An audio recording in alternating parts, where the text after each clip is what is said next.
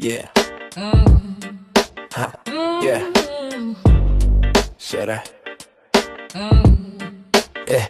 Exodus chapter 2. A man from the family of Levi took a woman from the same family to be his wife. She became pregnant and gave birth to a son. When she saw how beautiful he was, she hid him for 3 months. But when she could hide him no longer, she took a basket made of reeds and coated it with tar and pitch to keep the water out. She placed the child inside and set the basket among the reeds.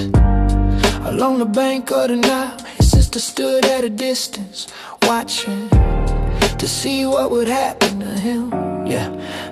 Then Pharaoh's daughter came down to the river to bathe, and her attendants walked along the bank. She noticed the basket among the reeds and sent a servant to bring it. When she opened it, she saw the child, and the baby was crying. Her heart was moved with compassion. "This is one of the Hebrew babies," she said. Then the child's sister stepped forward and asked Pharaoh's daughter, "Shall I go and call a Hebrew woman to nurse the child for you?" Yes, she answered. So the girl went and called the child's mother. Pharaoh's daughter said to her, "Take this child and nurse him for me, and I will pay you." So the woman took the child and nursed him. When the child grew older, she brought him to Pharaoh's daughter. He became her son. She named him Moses. I drew him out of the water. Years later, when Moses had grown up, he went out to see his people and witness their suffering. He saw an Egyptian beating the Hebrew, one of his own people. He looked this way and that, and seeing no one, he struck down the Egyptian and hid him in the sand. The next day, he went out again and saw 2 Hebrew men fighting. He asked the one in the wrong, "Why you hitting your brother?" The man replied, "Who made you ruler and judge over us? Saw you planning to kill me like you killed the Egyptian." Moses was afraid and thought, "What I did must have become known."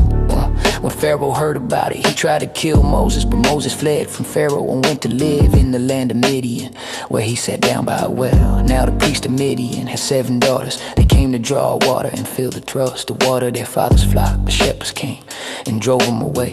Moses stood up and came to their defense and watered their flock. When the daughters returned to their father Reuel, he asked them, "Why have you returned so early today?" They answered, "An Egyptian rescued us from the shepherds. He even drew water for us and watered the flock." "And where is he?" Reuel asked his daughters. "Why did you leave him behind? Invite him to eat with us." Moses agreed to stay with the man, and he gave his daughter Zipporah to Moses in marriage. He gave birth to a son, and Moses named him Gershom, saying, "I have become a foreigner in a foreign land." After a long time, the king of Egypt died, but the people of Israel still groaned under their slavery and cried out their cry for help. Rose up to God. God heard their groaning, and he remembered his covenant with Abraham, with Isaac, and with Jacob. God saw the people of Israel, and God knew.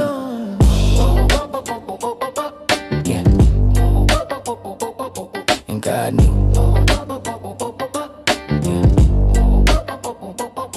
And God knew. And God knew.